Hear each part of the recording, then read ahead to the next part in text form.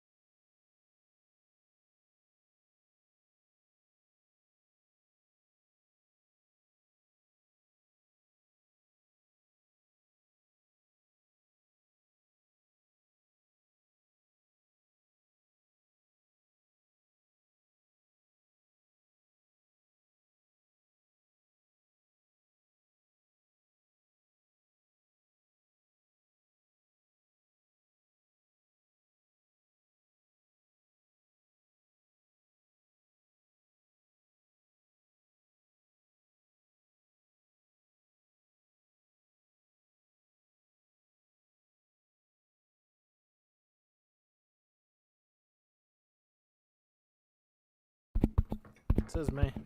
Hey, you know what? I'm gonna pray the first meeting. You're praying the first meeting. I don't know how to do it. All right, fine. I'll do it. I'll do it both times. Welcome, everybody. I'm going to go ahead and call this special called council meeting on August 7th, 2025 at 5 p.m. to order. If you'll please join me for the Pledge of Allegiance and invocation. Pledge allegiance.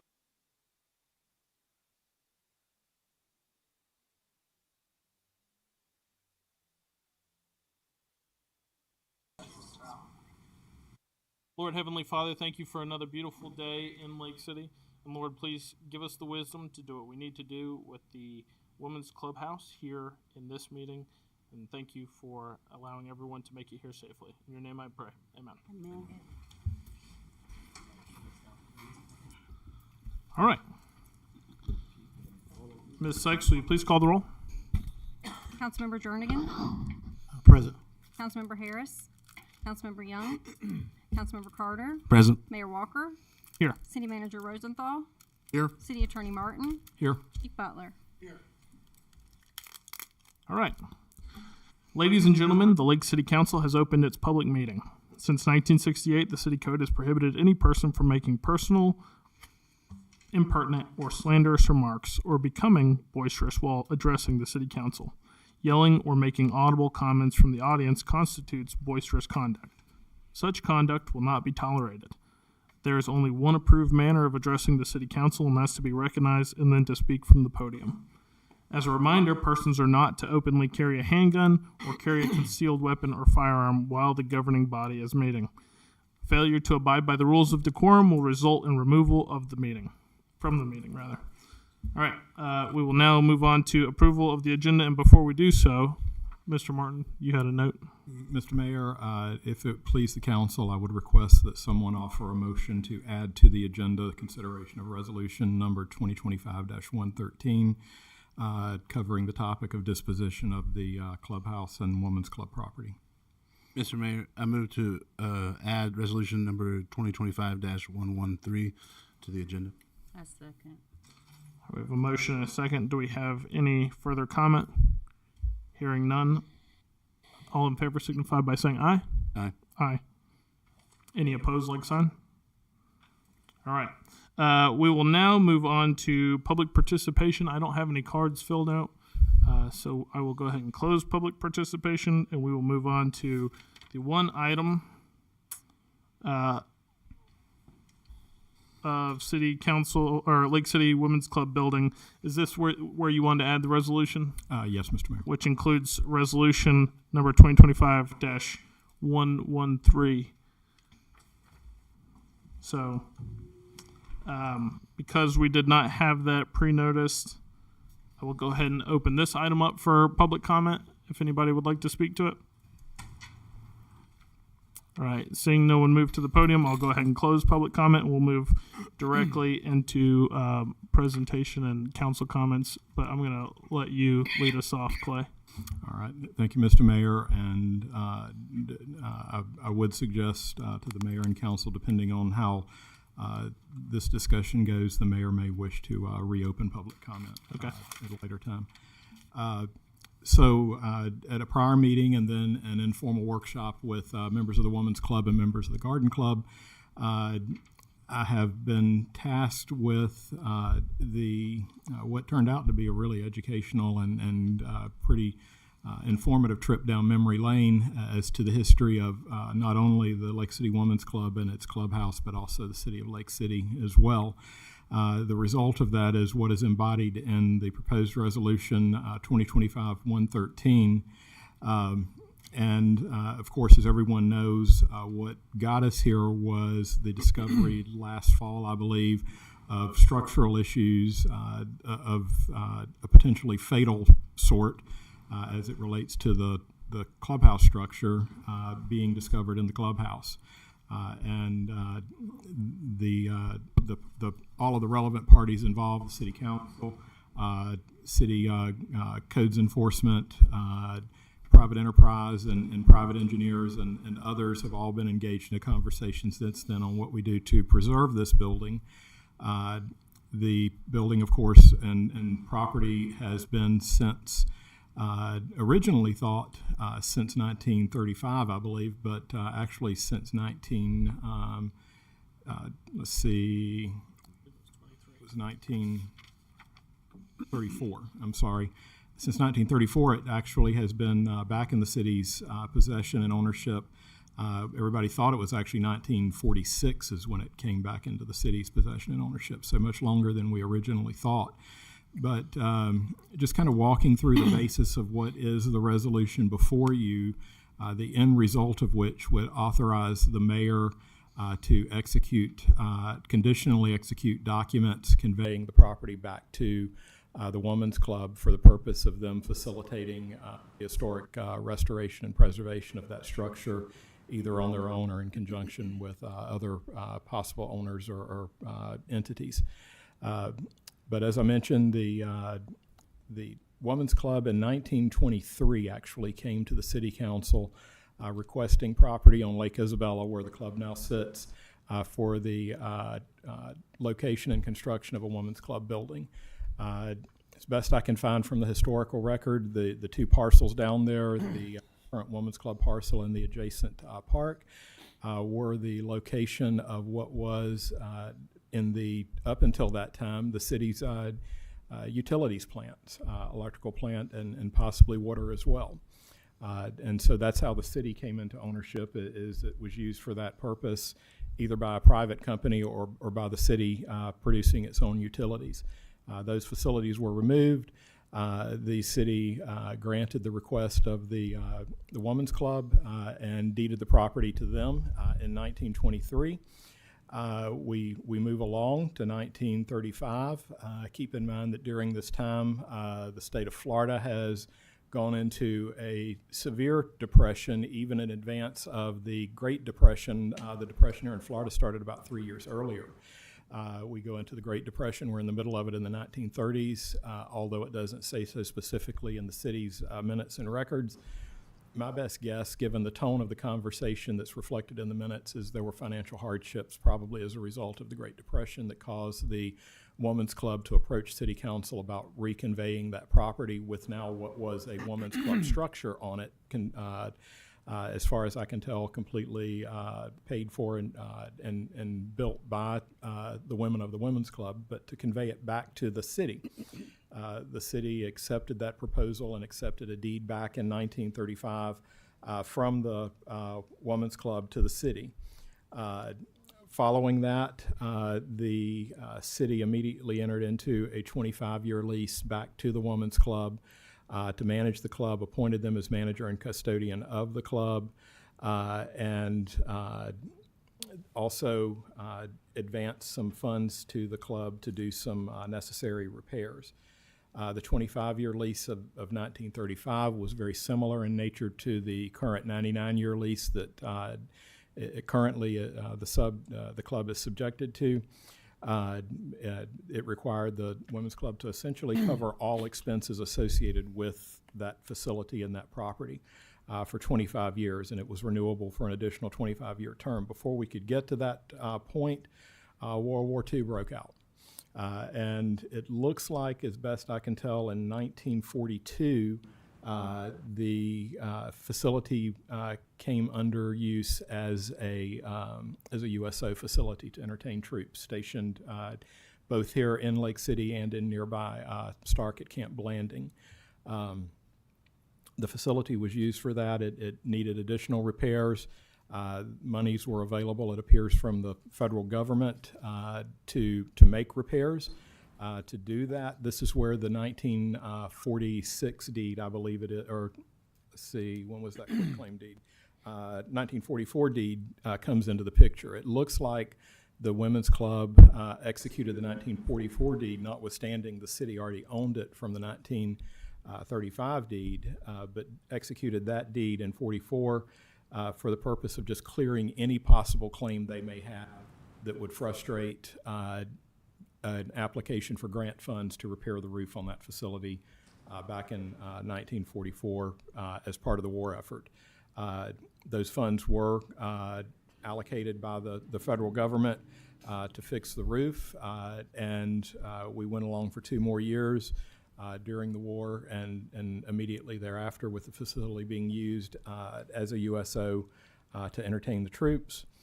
We get to 46, the council at that point, the war being over, states its intent to return primary use of the club and possession of the club back to the Women's Club, and that's when the 99-year lease comes into play that we currently are under. Since that time, you move on to 2003. There was an agreement between, at that time, the Women's Club, the Garden Club, and the city to modify the 99-year lease for a period of 25 years, so that would have ended in 2028. But to modify that lease to allow the Garden Club also joint ownership or joint use and management and financing of the club's expenses and organizational and operational matters. We move on from that to the present day. We had the discovery last fall. But what we do have is a long period of time, getting close to 100 years, where the city has owned the club, but effectively almost in a trustee position, owning the dirt, but the club itself handling almost all expenses, either on its own or in conjunction with other governmental entities. The city's financial burden with the club has been fairly minimal over that time. They did work out arrangements with the federal government to fund it during the war years and during the Depression as well. But effectively, we've held the title to the property in trust, but for their benefit, and they've had management and use and occupancy of the clubhouse for their benefit. Additionally, the clubhouse is a contributing structure in the Lake Isabella Residential Historic District, which gives it some significance and a particular purpose in reconveying the property back to a private entity, in that there are certain tax advantages available to somebody who, through the federal income tax system, who goes in and invests money in restoration of a contributing structure to a historic district. Something that wouldn't be available to the city. So there's that additional incentive for private enterprise to be engaged in the restoration of the property. Additionally, throughout the course of its history, the club was used for multiple purposes benefiting the larger community. It was the home of the original library in the city that was managed by the Women's Club. I found in the record where it was utilized on more than one occasion for health screenings and health clinics during different periods. It was cited for that, for them to screen individuals for certain diseases and health issues.